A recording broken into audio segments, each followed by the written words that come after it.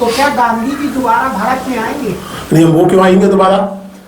गांधी जी काहे आए भारत में दोबारा? एक बार गोली मार दी, अब दोबारा आए? आप पैदा कीजिए अपना गांधी अपने समय का, बशर्ते वो अन्ना हजारे ना हो। अगर संख्याओं के खेल की दृष्टि से देखें तो नरेंद्र मोदी अत्यंत लोकतांत्रिक प्रधानमंत्री है। 300 से अधिक लोकसभा में उनके पास सीट है। हिटलर अत्यंत लोकतांत्रिक नेता थे, चुनाव जीत कर ही आए थे। तो लोकतंत्र केवल संख्याओं का खेल नहीं होता। इंटेलेक्चुअल टेररिज्म यानी जहां आप पर मेरे बातों का, मेरे प्रमाणों का, मेरे तर्कों का जवाब देते ना बने तो आप मुझे टेररिस्ट कह दीजिए। मेरा निवेदन यह है कि इस समय हिंदुस्तान को अभिमन्यु की नहीं अर्जुन की जरूरत है। तो एक तो ये सबक भविष्य के लिए सीख लीजिए। बोफोर्स से लेकर आज तक का इतिहास इस बात का प्रमाण है कि भ्रष्टाचार का तमाशा, भ्रष्टाचार का सवाल आमतौर से फासिस्टों के लिए मार्ग प्रशस्त करने का माध्यम होता है। कमलनाथ जी वहां क्या करते हैं जाकर? धीरेन्द्र जी के चरणों में बैठकर और उन्हें छिंदवाड़ा कथा प्रवचन के लिए बुलाकर, मतलब आप मैसेज, एक पॉलिटिकल मैसेज तो दीजिए कम से कम। मैं किसी की धार्मिकता का विरोधी नहीं हूं। राहुल गांधी जनेऊ पहनते हैं, राहुल गांधी सहवे, इस पर मुझे कोई ऐतराज नहीं है। कमलनाथ जी भी भैंसवा को मुझे कोई ऐतराज नहीं है। लेकिन एक व्यक्ति जो एक पॉलिटिकल प्रोजेक्ट के तहत काम कर रहा है, आप खुद ऐसा मानते हैं, वो बाकायदा हिंदू राष्ट्र की और इसकी उसकी बात करता है, क्यों जा रहे हैं आप उसके पास?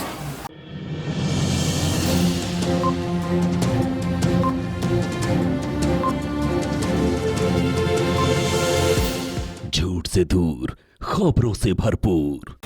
ये तो सच है कि हमने एक इस तरह का डिस्कोर्स खड़ा किया है जिसमें हमें राम और राम का फर्क नहीं मालूम होता, जिसमें हमें यह नहीं मालूम होता कि जिन मुगल बादशाहों को सुबह शाम कोसे बिना कुछ लोगों का राष्ट्रवाद संतुष्ट नहीं होता, मैं अकबर वगैरह की बात नहीं कर रहा, संस्कृत काव्य शास्त्र के महान आचार्य, संस्कृत काव्य शास्त्र के अंतिम मौलिक विचारक कहे जाने वाले पंडित राज जगन्नाथ शाहजहां के दरबारी थे। शाहजहां ने ही उन्हें पंडित राज की उपाधि दी थी। और शाहजहां तो अकबर की तरह कोई मुश्तरका कल्चर या सुलहकुल के लिए विख्यात नहीं है। लेकिन उस समय की संस्कृति, उसकी अपनी तमाम सीमाएं, सामर्थ्य, झगड़े, झंझट, उन सब के बावजूद एक मिले जुलेपन का भाव इस देश में प्रकट हुआ, पैदा हुआ। और ये साउथ एशियन इस्लाम की बहुत बड़ी खूबी है, ये साउथ एशियन हिंदुइज्म की बहुत बड़ी खूबी है। जब तक आप आरएसएस के प्रोजेक्ट को इस समझ में लोकेट नहीं करते, आप ना तो आरएसएस के प्रोजेक्ट की गंभीरता समझ सकते हैं, ना उसका खतरा समझ सकते हैं। ये बहुत साफ तौर से समझने की जरूरत है। 2015 में एक टेलीविजन कार्यक्रम में मैंने जिक्र किया था, मैं अब तो टेलीविजन पर जाता नहीं क्योंकि मेरा स्वास्थ्य इस लायक नहीं है। ऐसा नहीं कि स्वास्थ्य कोई खराब हो गया है, लेकिन मैं बीपी अपना बढ़ाना अफोर्ड नहीं कर सकता। तो टेलीविजन पर जिस तरह का ज्ञान परोसा जाता है वो सुनना तक मुश्किल है, उसको सामने बैठना और उसमें हिस्सा लेना, वो तो खाम में मुझे दिल का दौरा पड़ जाए, मैं क्यों ऐसा करूं। तो मैंने वहां कहा कि देखिए आरएसएस, और ये बात मुझे एक आरएसएस के ही एक गंभीर व्यक्ति ने कही थी, जिनका नाम लेने की अनुमति ना मुझे तब थी ना आज है। उन्होंने कहा था कि अग्रवाल साहब आप चाहे जो करते रहिए, 1925 में संघ की स्थापना हुई थी और हमारा लक्ष्य 2025 तक भारत को औपचारिक या अनौपचारिक रूप से हिंदू राष्ट्र बना देना है। आज 2024 का पहला महीना पूरा बीता नहीं है और वो सारी चर्चाएं हम लोग जो यहाँ कर रहे हैं वो हम देख रहे हैं। तो चुनौती तो बहुत बड़ी है, इसमें कोई संदेह नहीं। और ऐसे में ये किताब बहुत महत्वपूर्ण है। आगे बढ़ने के पहले मैं एक बात और कहना चाहता हूं, और स्पष्ट रूप से राजू जी आपसे कहना चाहता हूं। देखिए कुछ चीजें ऐसी हैं जिन पर या तो बहुत गंभीर एकेडमिक ढंग से बात करनी चाहिए या नहीं करनी चाहिए। हिंदू कोई धर्म नहीं है, ऋग्वेद में यजुर्वेद में हिंदू शब्द नहीं है, तो मित्र क्रिश्चियनिटी शब्द भी बाइबल में नहीं। मैं कुरान के और इस्लाम के अध्ययन का दावा तो नहीं कर सकता, लेकिन ईसाइयत का ठीक ठाक अध्ययन है मुझे, थियोलॉजी का भी और हिस्ट्री का भी। क्रिश्चियनिटी शब्द बाइबल में कहीं नहीं है। Does it mean that there is nothing like Christianity as a religion? हम लोग धर्म और इस तरह की चीजों की उसी तरह की लिटरलिस्ट अंडरस्टैंडिंग को अपना लेते हैं जैसी हमें नहीं अपनानी चाहिए। हिंदू धर्म हो, इस्लाम हो, ईसाइयत हो, लोकतंत्र हो, फांसीवाद हो, ये सब हवा में नहीं होता, सब कुछ इतिहास में स्थित होता है। और ऐतिहासिक विकास क्रम को भूल करके आप हिंदू धर्म खोजने सीधे वेद में भाग जाएं और कुरान में या अरब के संदर्भ में बहुत सारी प्रैक्टिसेस और कई गई बातों को आज के इस्लाम पर लागू करने लगे बिना इस बात की परवाह किए कि साउथ एशिया का इस्लाम कुछ अलग तरह का है, साउथ एशिया का कुछ अलग तरह का है, वेस्ट एशिया का कुछ अलग तरह का है, यूरोप का कुछ अलग तरह का है, अफ्रीका का कुछ अलग तरह का है। तो आप वही कर रहे हैं। You are again following the same fundamentalism जिसका आप प्रतिवाद करना चाहते हैं। तो इन चीजों के प्रति सावधान रहने की जरूरत है। दूसरी बात जो यहां चली, आपने 1984 दिखाई किताब निकाल के, भाई साहब जिस संकट से हम गुजर रहे हैं उसके आगे 1984 बच्चों का खेल है। अगर इस किताब को लिखने के लिए आपको प्रेरणा लेनी ही थी तो मेरी विनम्र राय यह है, और आपको ही नहीं सारे मित्रों को है, एल्डोस हक्सले का नावल है ब्रेव न्यू वर्ल्ड। वो बेहतर मॉडल है आज के हिंदुस्तान का। उसमें लोगों के दिमाग दुरुस्त रखने के लिए सुबह शाम एक गोली दी जाती है जिसका नाम है सोमा। सोमा खाइए, मस्त रहिए। सोमरस से लिया एल्डोस हक्सले ने। और एल्डोस हक्सले कोई सेकुलर वेकुलर नहीं थे भाई दावे। कोई यहाँ हिंदू राष्ट्रवादी सुन रहा हो तो एल्डोस हक्सले में मुकदमा चलाने निकल पड़े। एल्डोस हक्सले बहुत गंभीर व्यक्ति थे। एनीवे, तो अल्फा मेल ये वहीं से आया हुआ शब्द। कुछ लोग बाय डेफिनेशन दूसरों से श्रेष्ठ हैं जन्म से। जैसा भी कहा गया कि कुछ लोग सिर्फ इसलिए बेहतर होने का दावा कर सकते हैं या उनको यह एहसास कराया जाता है क्योंकि उनका जन्म एक खास धार्मिक परंपरा के भीतर हुआ है। तीसरी बात यह कि आज जिस हालत में हैं आप, उसका गहरा संबंध आहत भावनाओं की राजनीति से है। I don't means words. अच्छा या बुरा, सही या गलत, कोर्ट ने एक फैसला दिया और उस फैसले को आपने संसदीय बहुमत के जरिए बदल दिया। जिस किताब को लेकर के भावनाएं आहत होने का अंदेशा था, किसी इस्लामी मुल्क के बैन करने के पहले सेकुलर भारत ने उस किताब को बैन कर दिया और उसके बाद संतुलन कायम करने के लिए आपने दरवाजे खुलवा दिए। फिर आपने दरवाजे खुलवा दिए। आपने सर्वधर्म संभाव को एक डेलिब्रेट कॉम्पिटिटिव अपीजमेंट में बदल दिया। और तर्क क्या था? भावनाएं, फलाने धर्म की भावनाएं, ठिकाने धर्म की भावनाएं। आज हालत यह है कि आप 20 लोग इकट्ठे कर लीजिए, टेलीविजन वाले आ ही जाएंगे। आप किसी भी अच्छी भली किताब, किसी भी अच्छी भली फिल्म को रुकवा सकते हैं। अभी अभी ये फिल्म पिछले दिनों नेटफ्लिक्स से या कहां से हटाई गई, मैंने फिल्म देखी नहीं है लेकिन मैंने सुना उसके बारे में, अभी अभी हटाई गई है। पद्मावती जो बजाते खुद एक निहायत घटिया फिल्म थी, लेकिन उसके खिलाफ बोलने वाले मैंने सुना है कि टेलीविजन स्टूडियोज में तलवारें वलवारें लेके जाया करते थे। ये सब खेल वहां से शुरू होते हैं। भावनाएं, भावनाएं आहत होती हैं, विवेक किसी का नहीं आहत होता। भावनाओं के स्वास्थ्य की सबको चिंता है। विवेक को टाइफाइड हुआ या मलेरिया हुआ है कोई परवाह नहीं करता। निसंकोच में कहना चाहता हूं आप सब लोगों से, मैंने एक नावल लिखा था 2016 में, नाको हस नाम का, जो अब अंग्रेजी में भी आ चुका है, मराठी में उसी समय आ गया था। उसे पढ़ लीजिए तो वर्तमान मिजाज का कुछ मिजाज, वर्तमान निजाम का कुछ मिजाज समझ में आएगा। नाको हस ये शब्द आपको किसी डिक्शनरी में नहीं मिलेगा क्योंकि मेरा गढ़ा हुआ शब्द है। ये एक्रोनिम है, national commission of hurt sentiments, आहत भावना आयोग। तो उसमें एक आहत भावना आयोग बन चुका है और इंटेलेक्चुअलों को उसमें बुला बुला के उनकी अक्ल ठीक की जाती है, क्योंकि आमतौर से इंटेलेक्चुअल भावनाएं याद करते रहते हैं। आप सोचिए, अभी आप वोकैबुलरी की बात कर रही थी, इंटेलेक्चुअल टेररिज्म, ये फ्रेज इस देश की संसद में बोला गया है और ये फ्रेज इस देश के कुछ बुद्धिजीवी भी बोलते हैं। इंटेलेक्चुअल टेररिज्म, यानी जहां आप पर मेरे बातों का, मेरे प्रमाणों का, मेरे तर्कों का जवाब देते ना बने तो आप मुझे टेररिस्ट कह दीजिए, एनिमी ऑफ द पीपुल कह दीजिए। इन सारी स्थितियों को आप 1984 से नहीं समझ सकते। स्थितियां उससे कहीं अधिक जटिल है, उससे कहीं अधिक गहरे सोच और गहरे काम की मांग करती है। दूसरी बात ये, बहुत सुंदर रूपक दिया गया अभिमन्यु का।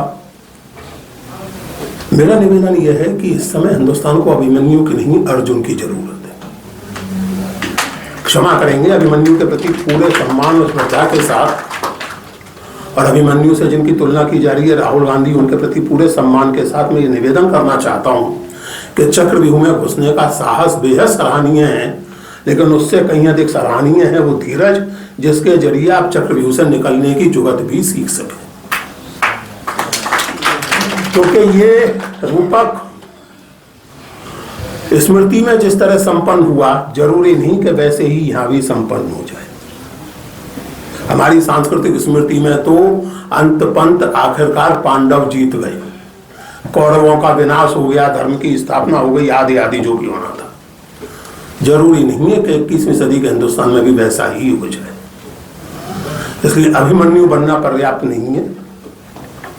आप बहुत नैतिक पॉलिटिक्स करें, बहुत अच्छा काम करें, बहुत जरूरी है, लेकिन जो भी अच्छा काम, जो भी नेक काम आप करें वो लोगों तक पहुंचे, आपकी छवि के निर्माण में सहायक हो। आपके बारे में जो 50 तरह के उल्टपटांग प्रचार किए जाते हैं उनकी व्यवस्थित रूप से काट करना भी आपका, यानी राहुल जी का और आपके समर्थकों और आपकी पार्टी का काम है। ये रवैया नहीं अपनाया जा सकता कि बहुत एक बड़ा फेमस, बड़ा पॉपुलर ये है, साहब लोग कहते रहते हैं कि झूठ के पैर नहीं होते, झूठ के पैर नहीं होते। मुझे वो बात हमेशा याद होती है कि पैर नहीं होते होंगे, पर होते हैं। जब तक श्रीमान सच अपने जूतों में तस्मे बांध रहे होते हैं तब तक झूठ सारे शहर का चक्कर मार चुका होता है, और जो नुकसान करना होता है वो कर चुका होता है। तो इस तरह की बातें अच्छी हैं, महत्वपूर्ण है, लेकिन प्लीज अब वो समय नहीं है कि आप कह सकें कि कोई बात नहीं, पराजित हो जाएंगे तो हो जाएंगे, असफल हो जाएंगे तो हो जाएंगे। ये व्यक्ति की पराजय और व्यक्ति की विफलता का सवाल नहीं है। इसलिए ये सब नहीं चलेगा। इस किताब में बहुत महत्वपूर्ण सूचनाएं हैं और उससे कुछ सबक हम ले सकते हैं। अतीत की 2-1 बातें दोहराना चाहता हूं। इस किताब में जो क्या था वो इंडिया अगेंस्ट करप्शन, मैं तो उस समय कुछ बोल नहीं सकता था क्योंकि मैं एक संवैधानिक पद पर था और रहते हुए किसी तरह की राजनीतिक टिप्पणी कर नहीं सकता था, लेकिन निजी तौर पर मैं लोगों से कहा करता था कि यार ये अद्भुत लोकपाल है, क्योंकि अगर ये लोकपाल बन गया मान लीजिए और लोकपाल भी करप्ट हो गया तो फिर उसके ऊपर 100 बार लोकपाल। वो कहानी आप लोगों ने सुनी होगी कि वो चूहे को पकड़ने के लिए बिल्ली रखी, बिल्ली पे कंट्रोल करने के लिए कुत्ता रखा, वगैरह वगैरह। तो एक तो ये सबक भविष्य के लिए सीख लीजिए। बोफोर्स से लेकर आज तक का इतिहास इस बात का प्रमाण है कि भ्रष्टाचार का तमाशा, भ्रष्टाचार का सवाल आमतौर से फासिस्टों के लिए मार्ग प्रशस्त करने का माध्यम होता है। आज कहाँ है लोकपाल भी लगे? आप में से कोई मुझे बता सकता है? यह सब ज्ञानी लोग बैठे हैं, कोई स्कूली छात्र नहीं बैठे। भारत गणराज्य के अत्यंत महत्वपूर्ण पद लोकपाल पर विराजमान सज्जन का नाम क्या है? क्या ऐसा कोई पद है भी? अगर है तो उसने पिछली बार किस करप्ट मिनिस्टर को या किस करप्ट ब्यूरोक्रेट को पेश होने का समन किया? ईडी के समन तो 10 आते रहते हैं। लोकपाल का समन किस किस को गया है? खुद दिल्ली में लोकपाल बन चुका है क्या? तो एक तो इस किताब का महत्वपूर्ण योगदान ये है कि उस सारे आंदोलन की जो जीनियोलॉजी है, उस आंदोलन की जो बनावट है, लेकिन जिस पर विचार करने की जरूरत है। आपने स्टॉकहोम सिंड्रोम का जिक्र किया। मुझे लगता है कि हिंदुस्तान की राजनीति में एक सिंड्रोम रहा है जो लगभग उतना ही चिंताजनक है, और वो सिंड्रोम है एंटी कांग्रेसिज्म का सिंड्रोम। जो भी कांग्रेस के विरोध में है वो इतना पवित्र है कि उसका समर्थन कर देने में कोई हर्ज नहीं। याद कीजिए बाबा रामदेव के धरने में कौन कौन जाके समर्थन देके आए थे। कुछ नाम इन्होंने लिखे हैं, कुछ आप लोग याद कर लीजिए। याद कीजिए वो अरविंद केजरीवाल और क्या नाम है उन सज्जन का, अन्ना हजारे, उनको दूसरा गांधी कौन कौन कह रहा था, और किस किस तरह के राजनेता, किस किस तरह के लेखक, किस किस तरह के जनवादी, प्रगतिशील, क्रांतिकारी आदि आदि सब भ्रष्ट सरकार के खिलाफ अलग जगाने में दूसरे गांधी के साथ थे। तो स्टॉकहोम सिंड्रोम चिंताजनक है और इस समय हम स्टॉकहोम सिंड्रोम से गुजर रहे हैं। ये आपने सही कहा, बहुत सही कहा कि जनता इतनी समझदार हो गई है कि अपना विनाश चाहने लगी है। ये सचमुच स्टॉकहोम सिंड्रोम है कि नौकरी मिले ना मिले, रोजगार मिले ना मिले, परिवार की सुरक्षा हो या ना हो, मंदिर तो बन रहा है जी, मुसलमानों की तो अपनी ठिकाने लाई जा रही है जी, वगैरह वगैरह। This is really Stockholm syndrome. लेकिन स्टॉकहोम सिंड्रोम जैसा ही एक सिंड्रोम और भी, और वो एंटी कांग्रेसिज्म सिंड्रोम, उससे भी बचने की जरूरत है। तीसरी और संभवतः आखिरी बात मैं ये कहना चाहता हूं कि बात केवल सांप्रदायिकता की नहीं है, ये समझ लीजिए।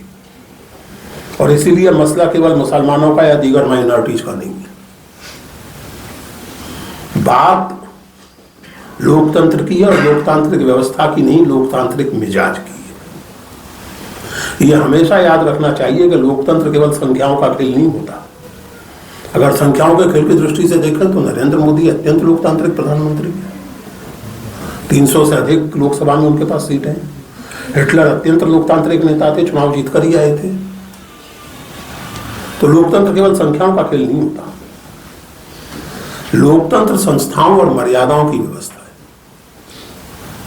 लोकतंत्र में अलग अलग संस्थाएं, अलग अलग जो शासन की प्रणालियां हैं या ऑर्गन्स ऑफ स्टेट हैं, उनको अलग अलग रखा जाता है, उनको एक निश्चित रूप से स्वायत्तता दी जाती है। आज हालत यह है कि आप एक यूनिवर्सिटी पर कार्रवाई कर देते हैं क्योंकि वहां के किसी प्रोफेसर ने एक पर्चा लिखा है जिसमें चुनाव प्रक्रिया से संबंधित सवाल उठाए गए, आप उस यूनिवर्सिटी पर कार्रवाई कर देते हैं। आप सोचिए, मैं यूनिवर्सिटी में रहा हूं, एक तरह से अभी भी यूनिवर्सिटी से मेरा संबंध है। कोई यूनिवर्सिटी अपने किसी प्रोफेसर की रिसर्च के लिए जिम्मेदार नहीं होती। यूनिवर्सिटी का मिजाज ही ये है, मैं एक प्रोफेसर हूं, ये एक प्रोफेसर है, हम दोनों एक ही विषय पर घनघोर रूप से विरोधी हो सकते हैं। हमारी रिसर्च एक दूसरे को कॉन्ट्राडिक्ट कर सकती है। यूनिवर्सिटी ना इनके रिसर्च को एक्सक्लूसिवली ओन करेगी, ना मेरी रिसर्च को एक्सक्लूसिवली ओन करेगी। अब मैं हिंदी लिटरेचर का प्रोफेसर हूँ, हिस्ट्री का प्रोफेसर हूँ, मेरा वाइस चांसलर बेचारा फिजिक्स का आदमी, आप उसको जाके पकड़ लें तो साहब पुरुषोत्तम अग्रवाल की इस रिसर्च पर आपका क्या कहना है, वो क्या कहेगा? ये हो रहा है इस देश में, तमाशे हो रहे हैं। तमाशे केवल ये नहीं हो रहे कि कौन कहाँ नाच रहा है, कौन क्या कर रहा है और कौन एंकर क्या कर रहा है। तमाशे ज्यादा गहरे लेवल पर हो रहे हैं और इसलिए ज्यादा चिंताजनक है। मीडिया की स्थिति, ये सब संयोग नहीं है। देखिए, ये कुछ भी मैंने कोई 2 बरस पहले वायर में एक लेख लिखा था, द एविडेंस ऑफ स्टुपिडिटी, मूर्खता का सैलाब या मूर्खता का तूफान। उसकी केंद्रीय स्थापना ये थी, और ये मैं चाहता हूं कि आप लोग इस पर गौर करें, विचार करें। केंद्रीय स्थापना ये थी कि mass stupidity is never a natural calamity, it's always a man made disaster. जब कोई समाज व्यापक रूप से मूर्खता की पकड़ में आ जाए तो ये प्रकृति का प्रकोप नहीं होता, ये एक सोची समझी राजनीति रणनीति के तहत किया जाता है। और आप इस समय एग्जैक्टली उसी स्थिति में। और ऐसे में राहुल गांधी का नैतिक प्रतिरोध, उनकी निजी सामर्थ्य अत्यंत महत्वपूर्ण है, बहुत वंदनीय है, लेकिन पर्याप्त नहीं है। ये बहुत साफ तौर से समझ लीजिए। और ये व्यक्तिगत रूप से शहीदाना मुद्रा, जैसा मैंने कहा, अभिमन्यु मुझे नहीं चाहिए इस समय भी, मुझे अर्जुन चाहिए। तो क्या गांधी जी दोबारा भारत में आएंगे? नहीं, वो क्यों आएंगे दोबारा? गांधी जी काहे आए भारत में दोबारा? एक बार गोली मार दी, अब दोबारा आए? आप पैदा कीजिए अपना गांधी अपने समय का, बशर्ते वो अन्ना हजारे ना हो। गांधी जी दोबारा भारत आएंगे, जवाहरलाल जी दोबारा भारत आएंगे, काहे को आएंगे? कबीरदास दोबारा भारत आएंगे, तुलसीदास आएंगे, काहे आएंगे भाई? उनसे सीखिए, उनसे प्रेरणा लीजिए। उनको दोबारा बुला के क्या करेंगे बेचारे? एनीवे, छोड़िए। आज से 8 ही दिन बाद है जब गांधी जी को गोली मार दी गई थी। इंसानियत की और संवेदना की और एक इंक्लूसिव किस्म की रिलीजियसिटी और इंक्लूसिव किस्म के नेशनलिज्म की बात करने के लिए। तो क्या बैलेट पेपर से वोटिंग होगी इस बार? अभी मेरे पहले बातचीत। आप मित्र, आपको गलतफहमी हो गई है, मैं सेंट्रल इलेक्शन कमीशन नहीं हूँ। ये सवाल उनसे पूछिए सेंट्रल इलेक्शन कमिश्नर से, इसका उत्तर मैं नहीं दे सकता। जहां तक ईवीएम वगैरह का सवाल है तो ये महत्वपूर्ण बातें हैं, इन्होंने कुछ कहा, मैं हालांकि बहुत कन्विंस नहीं हूं उससे, लेकिन अगर मान लीजिए ईवीएम फ्रॉड है भी, मैं एक आपसे लोगों के सामने विचार रख रहा हूं, तो क्यों नहीं अपोजिशन ये डिक्लेयर कर देता कि जब तक ईवीएम से चुनाव होगा हम चुनाव नहीं लड़ेंगे? पूरे के पूरे चुनाव का बायकॉट क्यों नहीं कर देते? आपकी बात में क्रेडिबिलिटी कैसे आएगी? आप कहते रहेंगे 54 दे दी, 58 दे दी, लेकिन उसी ईवीएम से आप पिछली बार में मध्य प्रदेश में चुनाव जीत जाते हैं, आपकी सरकार नहीं बचती, वो अलग बात है। उसी ईवीएम से आप राजस्थान में पिछली बार चुनाव जीत जाते हैं, उसी ईवीएम से आप इस बार तेलंगाना में जीत जाते हैं, और फिर आप समझते हैं कि लोग इस बात पे विश्वास कर देंगे कि ईवीएम फ्रॉड है। टेक्निकलिटीज अपनी जगह, पॉलिटिक्स हमेशा टेक्निकलिटीज से नहीं चलती है। अगर आपको विश्वास है कि ईवीएम फ्रॉड है तो इतना नैतिक बल उत्पन्न कीजिए कि आप घोषणा कर दीजिए कि कोई अपोजिशन पार्टी चुनाव नहीं लड़ेगी। अभी भी इंटरनेशनल ओपिनियन में दम है, और इंटरनेशनल ओपिनियन की परवाह ये सरकार बहुत ज्यादा करती है, खास करके वेस्टर्न इंटरनेशनल ओपिनियन की। तो या तो वो चीजें कीजिए, अदरवाइज इन बातों में कुछ नहीं रखा है। अब जैसे पार्टी की जो बात हो रही थी और ये सब, आपने इसमें उनका जिक्र किया है, वो कौन, वो युवक क्या नाम है उन सज्जन का, धीरेन्द्र, क्या नाम है, धीरेन्द्र शास्त्री या क्या है वो, हाँ धीरेन्द्र कृष्ण शास्त्री, उनकी आपने चर्चा की है। वो अपने प्रवचनों में हिंदू राष्ट्र की मांग करते हैं, क्या क्या करते हैं। कमलनाथ जी वहां क्या करते हैं जाकर?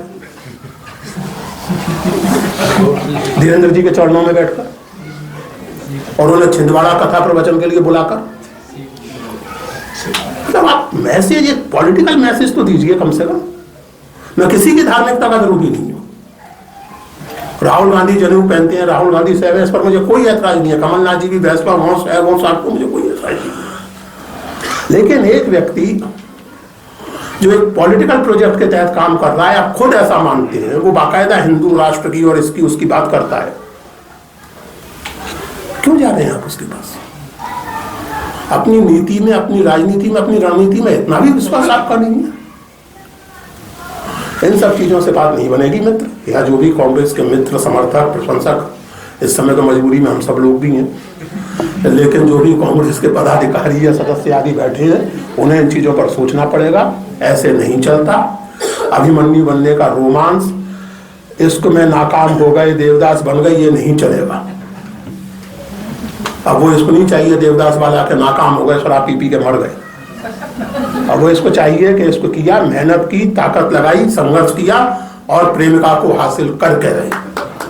ये न केवल राहुल गांधी की जीवनी नहीं है, बल्कि ये राहुल गांधी की राजनीति का या उनके कामों का कोई विश्लेषणात्मक आकलन भी नहीं है। मेरे लिए इस किताब का महत्व इस बात में है कि पिछले 10-12 साल में इस देश में जो कुछ हुआ है, उसकी कुछ महत्वपूर्ण घटनाओं का एक दस्तावेजीकरण इसमें है, और बहुत स्पष्ट समझ और पक्षधरता के साथ है। ये एक तरह की बहुत सारे नौजवानों के लिए, पत्रकारों के लिए हैंडबुक बन सकती है, खास करके आजकल जबकि बहुत सारी चीज़ों के साथ जो बुनियादी हमला है वो स्मृति पर है। इस बात को समझने की जरूरत है। तो ऐसे में ये किताब कुछ जरूरी चीज़ें आपको याद दिलाती है। जैसे अभी पीयूष बबेले ने कहा कि वो भी क्या इमरजेंसी थी जिसमें इतनी तीखी बातें लिखने वाले कवि की ना नौकरी गई, ना सरकारी मकान गया, ना उनको और कोई परेशानी हुई। आज हालत ये है कि यहाँ बैठे हम सभी लोगों के मन में कहीं ना कहीं ये चिंता है कि भाई यहाँ से भाषण दे के गए और सुबह जो है ईडी वाले ना आ जाएं 5 बजे जगाने के लिए, या मोहल्ले का थानेदारी आके हालचाल ना पूछने लगे। तो ये जो भय की स्थिति है, इस सब में हम हैं, लेकिन इसके बावजूद इससे संघर्ष है। और इसी सिलसिले में अपने अनुभव के आधार पर आरफा ने जिन दुर्भाग्यजनक घटनाओं का उल्लेख किया, सन 92 मैं उस समय सांप्रदायिकता विरोधी आंदोलन में सक्रिय था। सांप्रदायिकता विरोधी आंदोलन सन 87-88 में हम लोगों ने ग्रुप बनाया था। अध्यापक थे, उसमें छात्र थे, बुद्धिजीवी थे, और सन 92-93 तक हमारी गतिविधियां जारी रही थीं। और आज मैं किंचित गर्व और किंचित विडंबना के साथ ये याद कर सकता हूँ कि उस जमाने में एक नारा जो मुलायम सिंह यादव ने बड़े उत्साह से अपनाया था चुनाव में, सन 92 के चुनाव, 93 के चुनाव में, वो खाकसार का गढ़ा हुआ नारा था, और वो ये था कि कण कण में व्यापे हैं राम, मत भड़काओ दंगा लेकर उनका नाम। और दिलचस्प ये है कि इस नारे पर हमारे इस आंदोलन में बहस हुई थी। बहुत से मित्रों को लगा, क्योंकि देखिए अब मैं 2-3 बातें ऐसी कहने जा रहा हूँ और आखिर तक कहूँगा जो मुझे उम्मीद है कि आपको बुरी लगेंगी, नहीं लगेंगी तो मुझे दुख होगा, क्योंकि कुछ बातें सीधे सीधे साफ साफ कहने की जरूरत हमेशा होती है, आज बहुत है। तो हमारे मित्रों में बहुत से लोग ऐसे थे, वामपंथी, लोकतांत्रिक, उदारवादी चेतना से युक्त, जिन्हें इस नारे पर घोर आपत्ति थी कि साहब ये तो बड़ा प्रतिक्रियावादी नारा, आप तो राम का ही नाम ले रहे हैं, ये क्या बात हुई? आप तो क्या ये शब्द आज का नहीं है, पुराना है, सॉफ्ट हिंदुत्व, तो सॉफ्ट हिंदुत्व से प्रेरित नारा है। तो इन सब नारों का तो हम पर कोई प्रभाव पड़ा नहीं, मुझ पर, यानी मुझ पर, दिलीप सिमियन और भगवान जोश ग्रुप में इस नारे के प्रचंड समर्थक थे। लेकिन एक मित्र ने एक बात कही, उससे मैं थोड़ा चिंतित हुआ। ताकि भी देखिए, इस समय का जो माहौल है उसमें ये नारा मुसलमानों को थोड़ा आशंकित कर सकता है और हमारे मैसेज पर इसका विपरीत प्रभाव पड़ सकता है। तो मैंने कहा हाँ, इस बात में दम हो सकती है, let us think about it.